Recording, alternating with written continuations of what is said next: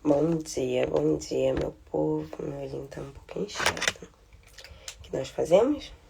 Bota óculos que disfarça. Mas não, por conta da leitura. Bom dia, como é que vocês estão? Boa tarde, boa noite. Hoje nós vamos ler 1 Samuel 17, né? Então bora lá. Davi e Golias. Vou começar orando, como sempre.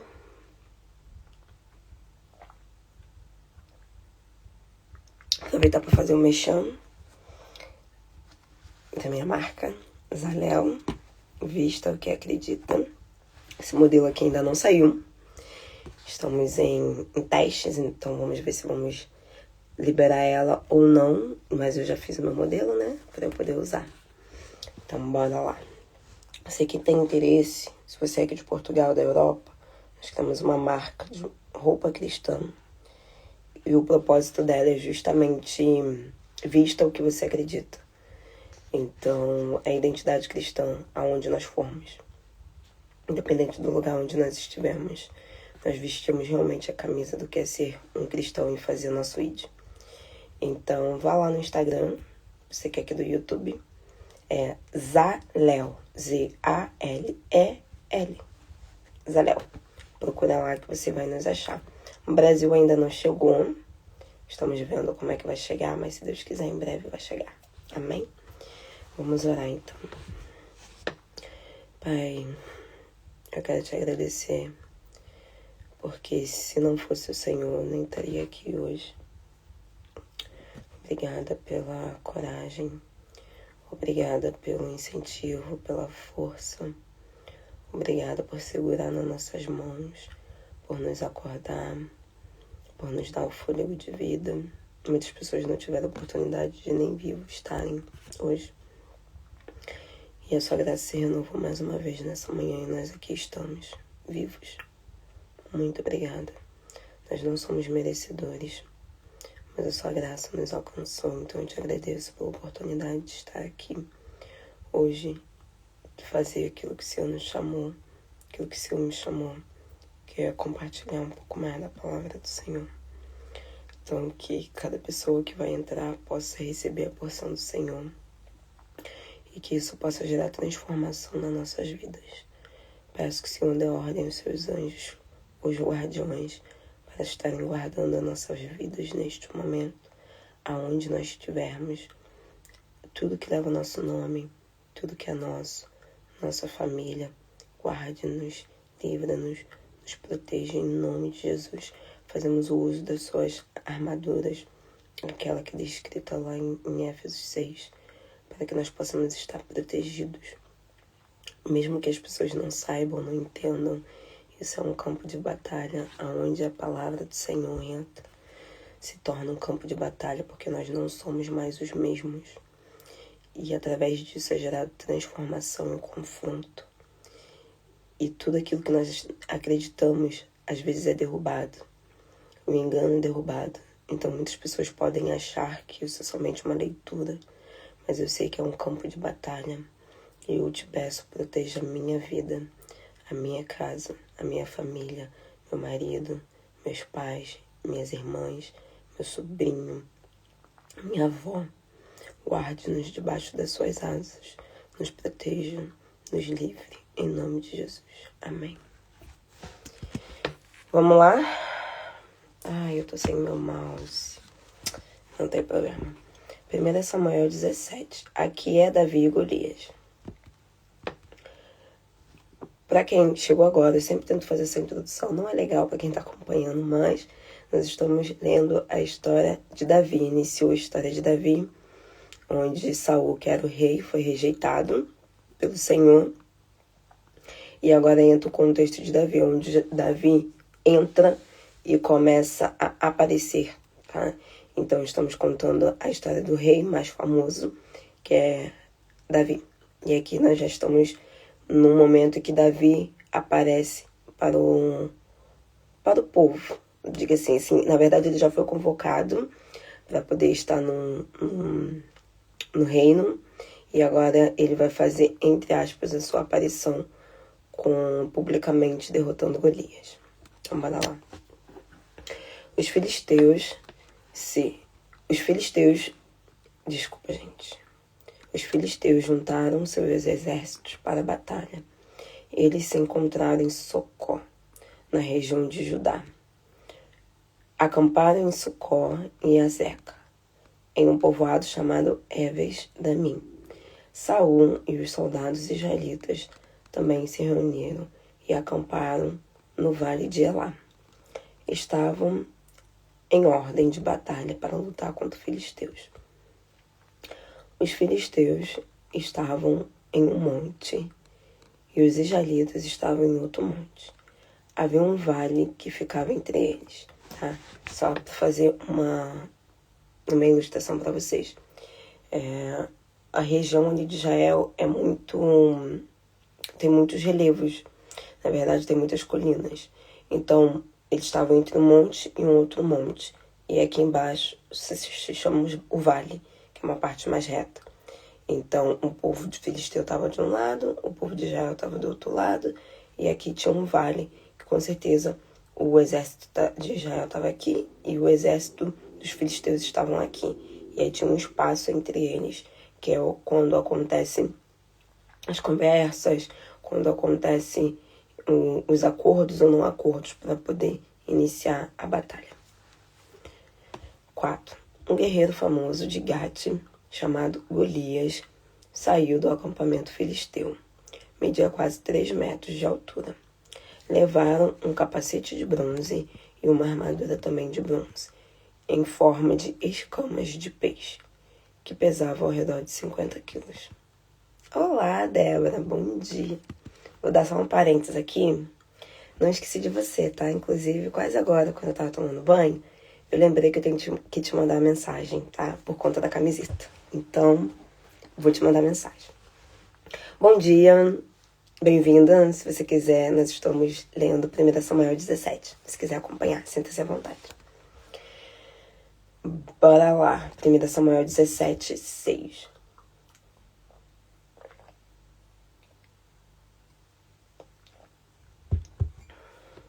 Golias tinha caneleira de bronze nas pernas e um dardo no ombro.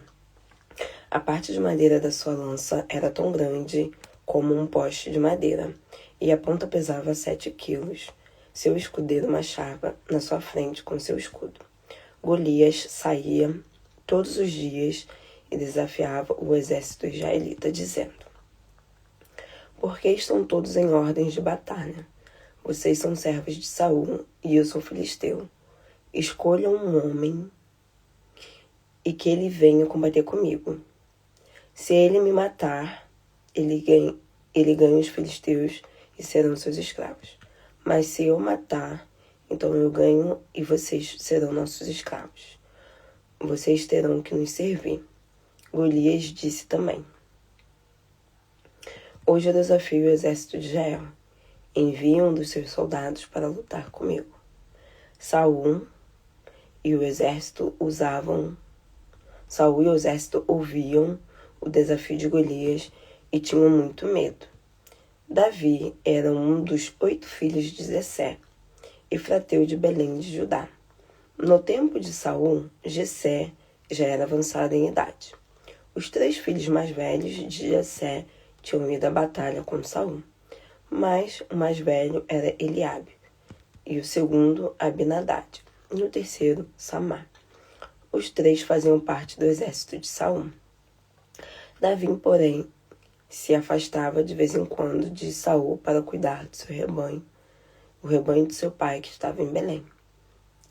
Bom, vou dar um ponto, tá? Para vocês entenderem. Nos capítulos anteriores, nós vimos que Samuel ungiu Davi e que Davi iria ser o próximo rei, tá? E falaram que se passaram um tempo disso e aconteceu que o Espírito do Senhor se apartou de Saul e Saul ficava endemoniado, essa é a palavra. E eles pediram para chamar Davi, para Davi ir lá tocar harpa para ele, porque sabiam que Davi tinha a presença do Senhor, que ele sabia tocar, e o próprio exército de Saul reconhecia que Davi era um guerreiro, Então eles já sabiam das histórias que aconteciam, o que Davi fazia quando cuidava das ovelhas do seu pai. E aqui eles deram um parênteses no contexto, às vezes nós lemos e não entendemos. Ele estava contando a história de Golias e do nada parou e contou a história de Davi. E aí depois vai voltar. Por que ele fez esse parênteses? Porque Davi ia para casa de Saul, ficava com Saul, tocava harpa para Saul, e de vez em quando ele fugia da casa dele e ia cuidar das ovelhas do pai dele. E eles deram esse parênteses justamente... tô vendo barulho. Justamente por isso. Por quê? Porque os 3 primeiros filhos de Jessé, que eram irmãos de Davi, eles participavam do exército. Eles eram participantes do exército de Saul. E aconteceu que, inclusive no capítulo anterior, eles achavam que era ele que ia ser ungido. Só que não foi. E aí eles pararam para fazer esse parênteses para trazer depois o contexto, que é: os 3 filhos mais velhos de Jessé foram para a luta e Davi ficava em casa. Davi não foi para a luta porque Davi não era guerreiro e Davi fugia para ir para casa do seu pai para cuidar das ovelhas. Então, neste contexto, os irmãos de Davi estavam na guerra e Davi estava cuidando das suas ovelhas do seu pai. Por isso que deu esse parênteses. Vamos. Certo dia, Jessé disse ao seu filho Davi: tome esta cesta com trigo cozido e estes 10 pães e leve os seus irmãos no acampamento. Também leve estes 10 pedaços de queijo para o comandante deles. Averigue como estão os seus irmãos e traga uma prova que estão bem. Os seus irmãos estão com Saul e todo o exército israelita no vale de Elá, lutando contra os filisteus. Na manhã seguinte, depois de ter deixado o rebanho com outro pastor, Davi pegou a comida e se dirigiu ao acampamento, como havia lhe ordenado Jessé. Ao chegar no acampamento, os soldados estavam saindo para procurarem suas posições no campo de batalha, dando gritos de guerra. Os israelitas e os filisteus estavam alinhados, prontos para a batalha. Davi entregou a comida ao encarregado das provisões e correu aonde estavam os soldados para saber de seus irmãos. Enquanto falava com seus irmãos, Golias saiu do acampamento filisteu, desafiando como sempre aos gritos, e o exército israelita contra o exército de Israelita. E Davi ouviu. Os soldados israelitas viram Golias e correram de medo. Os soldados diziam entre eles: novamente saiu o gigante para nos desafiar. Quem o matar será rico. O rei lhe dará uma grande recompensa e dará sua filha como esposa. E, além disso, sua família não terá que pagar impostos, nem cumprir serviço militar. Davi perguntou a um homem que estava perto dele: o que disse que vão dar àquele que matar este filisteu e devolver a honra a Israel? Quem é este Golias? Não é mais um pagão? Ele é só um filisteu. Quem é que ele pensa que é para desafiar o exército do Deus vivo? O soldado contou a Davi sobre a recompensa por matar Golias. Eliabe, o irmão mais velho de Davi, se irritou muito ao vê-lo falar com o soldado e se queixou. O que está fazendo aqui? Com quem deixou o rebanho no deserto? Já sei porque veio. Não quis fazer os seus deveres e veio para ver a batalha. Davi disse: o que foi que eu fiz agora? Só perguntava. Davi perguntou a mesma coisa aos outros soldados e todos responderam a mesma coisa. Alguns ouviram falar de Davi e o levaram diante de Saul para dizer o que estava dizendo. Davi disse a Saul: o povo não deveria ficar intimidado por esse tal Golias. Como servo seu, eu enfrentarei aquele filisteu. E Saul respondeu: você não poderia sair para enfrentar este filisteu. Nem sequer é soldado. Desculpa.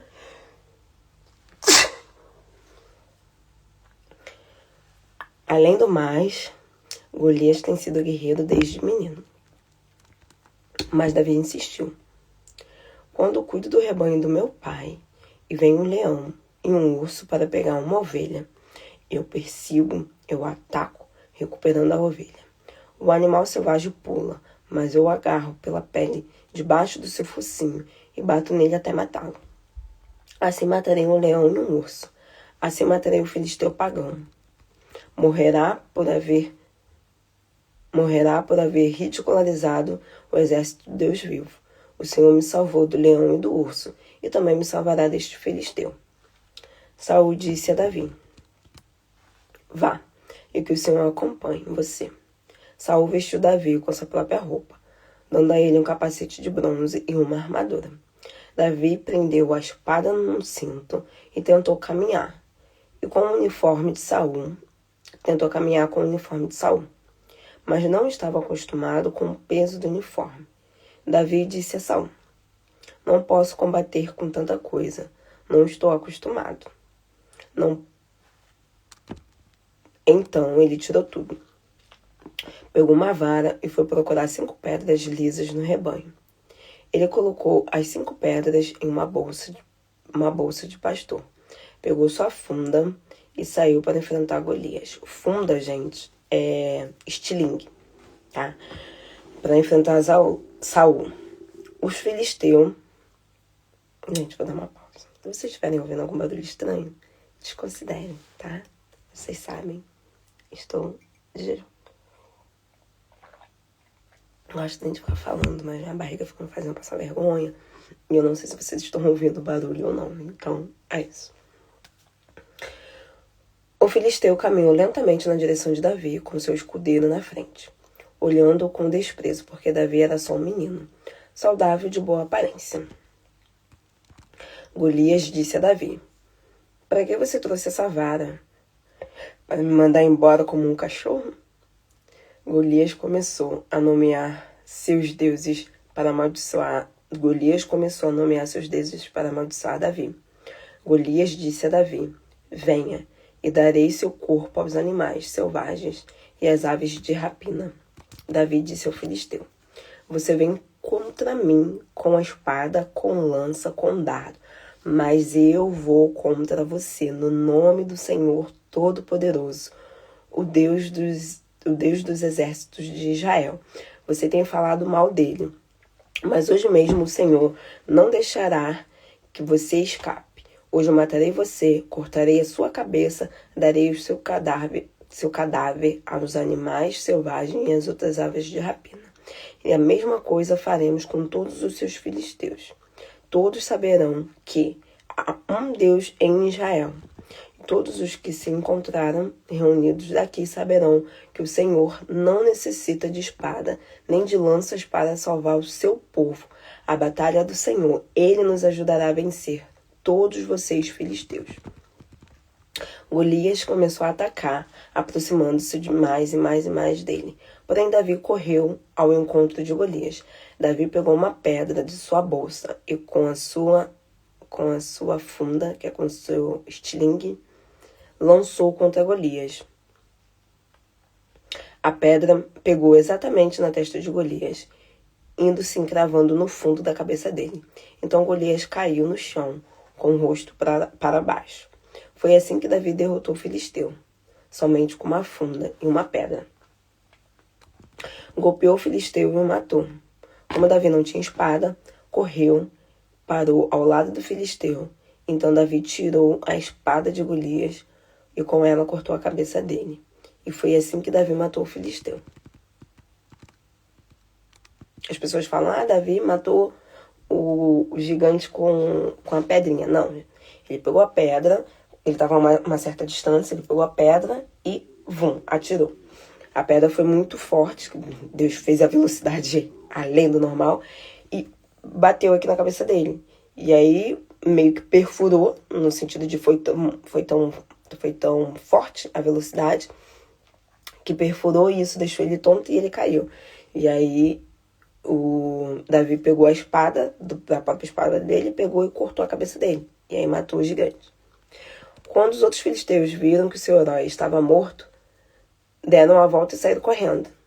Os soldados de Israel e de Judá gritaram lançando contra os filisteus, perseguindo até a entrada de Gate e as portas de Ecrón, e mataram muitos filisteus, e os seus corpos ficaram espalhados pelo caminho de Saraim, até Gate-Ecrón. Depois perseguiram os filisteus, os israelitas voltaram para o acampamento filisteu, saqueando. Então Davi levou a cabeça de Golias a Jerusalém, mas deixou as armas em casa. Ao ver Davi saindo para combater Golias, Saul perguntou a Abner, o comandante do seu exército: quem é o pai deste menino? E Abner respondeu: lhe garanto que não sei, senhor. Então o rei disse: verifique de quem ele é filho. Quando Davi regressou, após ter matado Golias, Abner trouxe a Saul. Davi ainda tinha na mão a cabeça de Golias. E Saul perguntou: menino, de quem é seu pai? E Davi respondeu: sou filho do seu servo Jessé de Belém. Vou dar uma pausa para explicar a vocês rapidinho. O que acontecia muito naquela época honra, né? Então, eles sempre perguntavam de quem fulano era filho. Fulano é filho de não sei o quê. Porque o nome também trazia a identidade, às vezes, da tribo, da família. E Jessé era uma pessoa idosa, não tinha renome, não tinha nome. Mas Saul havia prometido que ia dar isenção e óbvio, né? Ele queria saber quem era o filho, quem é aquele jovem adolescente que possivelmente tinha entre 16 e 18 anos, que tinha vencido um gigante. Quando todo o seu povo estava amedrontado, porque justamente ele era gigante. Gigante porque ele tinha uns 3 metros, e a média das pessoas, nós sabemos, era 1,70 m, mais ou menos. 1,70 m, povo de Israel. Porque eu lembro que dizem nas histórias que Jesus era alto, e Jesus devia ter mais ou menos 1,80 m ou 90 m, não lembro, e Jesus era mais alto que a média das pessoas. Então acredito que o povo devia ter mais ou menos 1,70 m. Gente, acredito, eu não estudei teologia, então não posso falar veridicamente para vocês aqui, tá? É pela minha base de leitura que eu tô falando para vocês.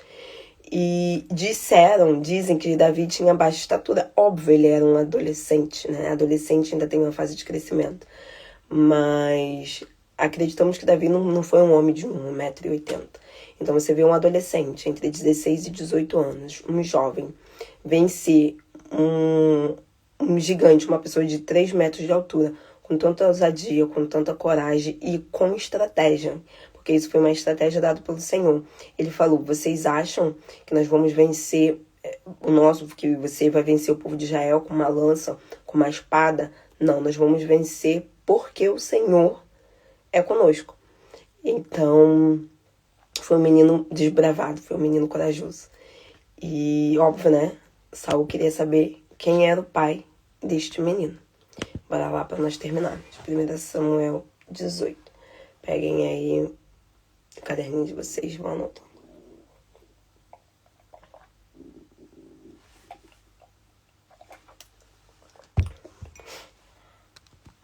Saul sente inveja de Davi. Quando Davi terminou de falar com Saul, Jonatas começou uma boa amizade com Davi. Jonatas é filho de Saul, para quem não sabe, chegou agora. Considerando-o como si mesmo. Daquele dia em diante, Saul manteve Davi com ele, sem deixá-lo voltar para a casa de seu pai. Jonatas e Davi fizeram uma aliança, porque Jonatas o queria como a si mesmo. Jonatas tirou um manto que levava e deu a Davi, e também lhe deu todo o uniforme, até sua espada, seu arco e seu cinturão. Saul enviou Davi para lutar em muitas batalhas, e em todos tinha sucesso. Também deixou um encarregado dos soldados, qual foi do agrado de todos, até dos oficiais. Bora lá. Eu acredito que Jonatas era mais velho. Acredito não, pela história, pelo contexto, Jonatas era mais velho do que Saul, do que Davi.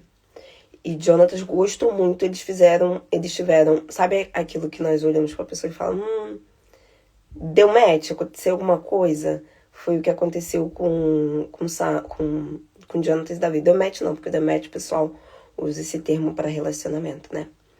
Mas eles se agradaram como irmão mesmo. Eles se conheceram e um gostou do outro, um olhou para o outro como se fosse irmão. E ele foi recebido no exército como um irmão, realmente, de Jonathan, e se tornou líder responsável pelo exército. 6. Quando Davi voltou de matar os filisteus, as mulheres dos povos de Israel saíram cantando e dançando para receber o rei Saul. Gritando, tocavam pandeiros e liras, e exclamavam: Saul matou 1000, mas Davi matou 10.000. Saul não gostou nada e se irritou muito. Pensava: as mulheres dão crédito a Davi por ter matado 10.000, mas a mim de ter só matado 1.000. Mais um pouco vão dar a ele todo o reino. Só que eles tinham esquecido que o Senhor já tinha dito que ia tirar o reino dele, né? A partir daquele momento, Saul começou a olhar com receio. No dia seguinte, um espírito maligno da parte de Deus se apoderou de Saul, fazendo com que ele se agitasse como louco em casa. Davi tocou a harpa, como de costume, mas Saul tinha uma lança na mão e pensou: encravarei Davi na parede. Saul tentou fazer isso 2 vezes, mas em ambas ocasiões Davi saltou e se desviou da lança. Saul tinha medo de Davi, porque o Senhor já não estava mais com ele, mas sim com Davi. Saul mandou Davi para longe como comandante de 1.000 soldados. Davi os comandantes nas batalhas. Davi era bem sucedido porque o Senhor estava com ele. Ao ver seu sucesso, Saul cada vez mais tinha medo de Davi. Mas todos em Israel e em Judá apreciavam Davi, porque os comandava nas batalhas. Um dia Saul disse a Davi: aqui está Merabe, minha filha maior. Case-se com ela, e assim se tornará um soldado poderoso. Você será como um filho para mim. Logo irá lutar as batalhas do Senhor. Na realidade, Saul pensava: assim não terei que matar Davi eu mesmo, mas os filisteus matarão. Mas Davi disse: eu não posso me casar com a filha do rei. Não venho de uma família importante, nem mesmo sou importante. Mas quando chegou a hora de Davi se casar com Merabe, Saul a entregou a Adriel, de Meloá. Mical, a outra filha de Saul, estava apaixonada por Davi. Quando Saul soube disso, gostou da notícia e pensou: vou deixar que Mical se case com Davi, mas vou usar Mical como uma armadilha para Davi ser morto pelos filisteus. Assim, Saul falou com Davi novamente: poderá casar-se com minha filha hoje. Saul ordenou aos seus oficiais que falassem com Davi em particular e lhes disse: olhem, o rei aparecia e os seus oficiais também. Você deverá casar-se com a sua filha. E os oficiais falaram com Davi. Mas ele respondeu: pense que é muito fácil ser genro do rei. Eu não sou mais do que um homem qualquer. Os oficiais disseram a Saul o que Davi havia dito. E Saul disse a eles: digam a Davi que o rei não quer que ele pague dinheiro à sua filha. Saul só quer se vingar dos seus inimigos. Por isso, ele pede 100 prepúcios dos filisteus para darem a sua filha em casamento. Mas esta era uma armadilha que o Saul tinha preparado contra Davi. Ele pensava em segredo que os filisteus matariam Davi. Os oficiais falaram de novo com Davi e ficaram contentes com esta oportunidade de ser genro do rei, e logo se pôs em ação. Davi e seus soldados foram lutar contra os filisteus e chegaram a matar 200 deles. Em seguida, eles levaram os prepúcios ao Saul, para assim Davi poder tornar o seu genro um rei.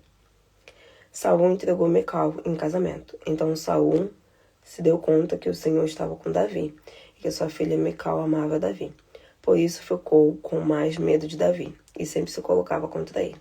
Além disso, os comandantes filisteus continuavam saindo para lutar contra os israelitas, mas Davi sempre os derrotava, aumentando a sua fama por ser melhor oficial. Bora lá, ponto. Acabou para nós narrarmos. O que acontece? Quando Davi foi guerrear, Davi era um menino. E aqui disse bem claro, quando chegou a idade de se casar, Saul deu sua filha para Davi. Só que a filha de Davi era mais velha que Davi. E aí ele falou que ia dar a filha, naquela proposta lá anterior, naquela guerra contra Golias, ele falou que daria a sua filha a casamento. Só que era de lei dar a primeira filha. A primeira filha sempre ia casar primeiro. E aí, como Davi havia falado, não, eu não sou nada, eu não sou ninguém, eu não venho de uma boa família, eu não tenho que dar, não tenho dote para dar para a mão da filha, para ser nora, no caso, para ser genro. Para ser... Então, ok, Saul foi lá e deu sua filha para uma outra pessoa. Só que ele descobriu que a Mical, que era a filha mais nova, que possivelmente tinha mais ou menos a idade de Davi, gostava de Davi. E Davi já tinha atingido a idade para se casar. Não sei qual, não tenho que estudar para saber qual é a idade dos judeus para casar. Dá uma pausa. E aí ele gostou disso. Ele falou, então tá. Como ele já havia falado aquela proposta, já tinha dito aquela proposta anterior, já tinha falado que ele não era nada nem ninguém, não tinha dinheiro para poder dar em prol da mão da minha filha, agora eu vou usar isso como desculpa.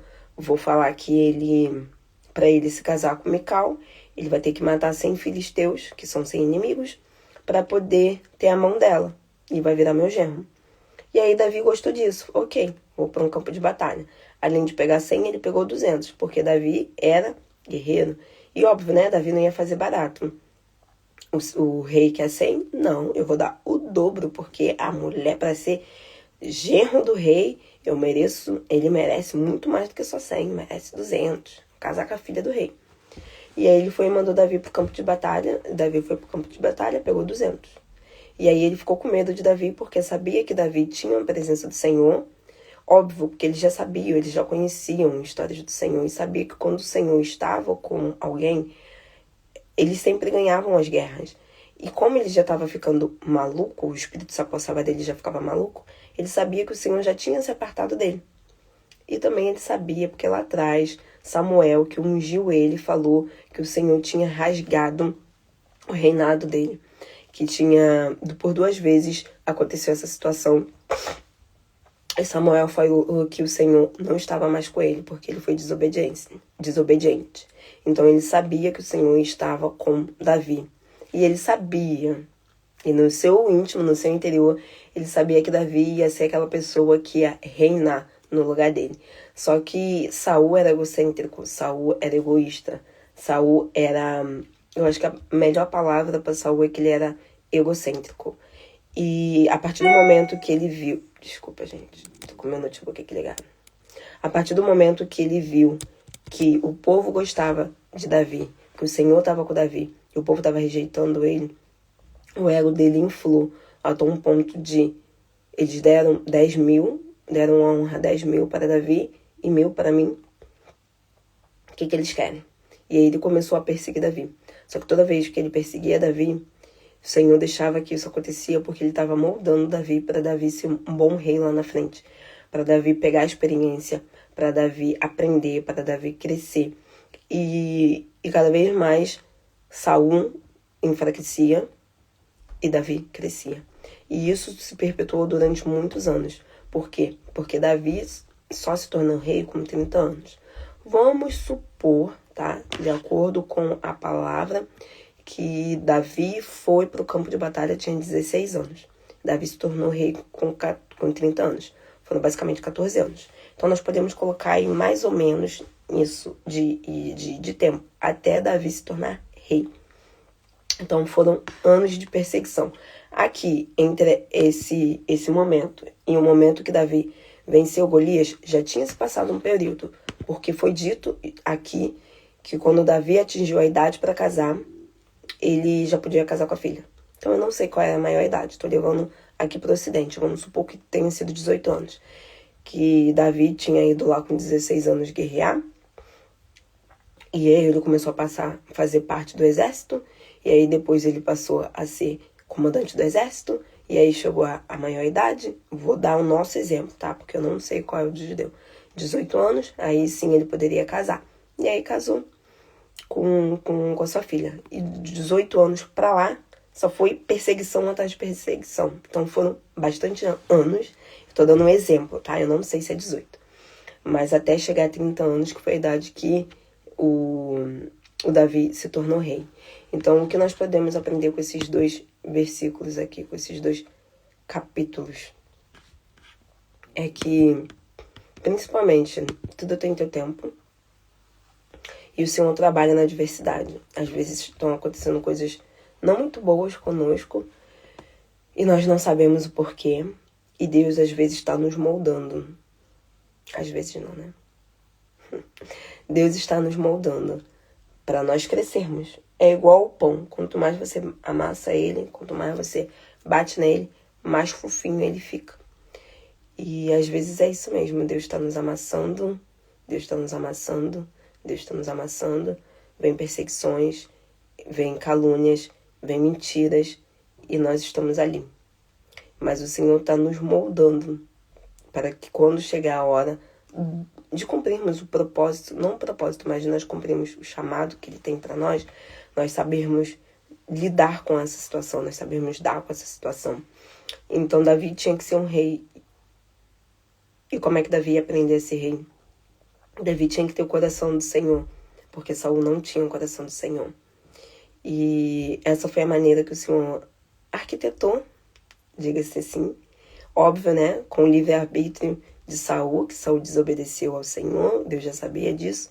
Então Deus desenhou uma outra trajetória para Saul, e nesse contexto nasce Davi, e Davi precisava ser forjado para poder ser um bom rei, para poder ser um lutador, para aprender a tomar decisões, para poder se submeter a governo. E nós vamos ver isso lá atrás, em 2 Samuel, lá na frente. Vários contextos de como Davi foi moldado através da perseguição. Então hoje o que eu quero deixar para você é: se você está sendo perseguido ou se você está passando por uma dor muito grande, Deus está moldando isso. Porque lá na frente Ele vai usar isso. E hoje você talvez pode não saber o que está acontecendo. Mas Deus sabe o porquê está deixando isso acontecer. E lá na frente você também saberá o porquê. E outra coisa, eles sabiam da história. Eles sabiam quem era Davi. Não sabiam que Davi tinha enfrentado o leão e o urso. Mas ninguém em sã consciência deixaria um jovem, um adolescente, entrar num campo de batalha que valeria a vida deles. Eles estariam muito, muito desesperados para deixar um adolescente lá guerrear contra um guerreiro de 3 metros de altura. Já tinha dito aqui na passagem que Davi era um guerreiro, que os soldados do exército de Saul sabiam que ele era um guerreiro e sabiam que ele guerreava de uma certa forma, ele cuidava bem das ovelhas, de alguma certa forma sabia que ele tinha coragem. Então eles só deram essa oportunidade para Davi porque no fundo, eles sabiam quem era Davi, mesmo que não sabiam na proporção o que tinha acontecido. Mas eles sabiam que o Senhor era com Davi. E aí eles deram essa oportunidade para Davi. Porque ninguém, eu não sou mãe, mas imagine, um pai não vai dar um carro a um adolescente de 16 anos se não souber que aquele adolescente sabe dirigir. Por quê? Porque eu posso ter ensinado meu filho desde os 8, 9, 10, 12 anos a pegar um carro. Então, numa emergência, numa necessidade, a mãe passou mal e não tem o que fazer, não tem ninguém, a mãe tá ali morrendo. E o pai precisa que o filho dirija aquele carro. Ele vai dar aquele carro, porque ele sabe que aquele filho sabe dirigir aquele carro. Mesmo que ele não esteja na idade propensa, mesmo que ele não esteja na idade certa para dirigir, mesmo que isso seja errado, que é errado pela lei, mas ele confia que aquilo precisa ser feito para a mãe ser salva. Então, é nesse contexto que eu acredito que, por mais que eles não soubessem quem Davi era, que Davi tinha matado um leão, que Davi tinha matado um urso, lá atrás, um guerreiro falou: alguém do exército de Saul falou que ele era um guerreiro. Então sabia que ele tinha coragem, sabia que ele tinha algum histórico para ele estar ali. E aí eles deixaram. Porque era um reinado, gente. Era um reinado, pense na cabeça de hoje. O presidente não vai deixar uma criança, um adolescente de 16 anos ir lá e bater o martelo com uma lei. Um pai não vai deixar uma responsabilidade na mão de um filho se não tiver certeza que ele consegue executar. Então, Davi já tinha uma certa fama. O Senhor já estava com ele. E por conta disso, deixaram que ele entrasse no campo de batalha e guerreasse contra um guerreiro.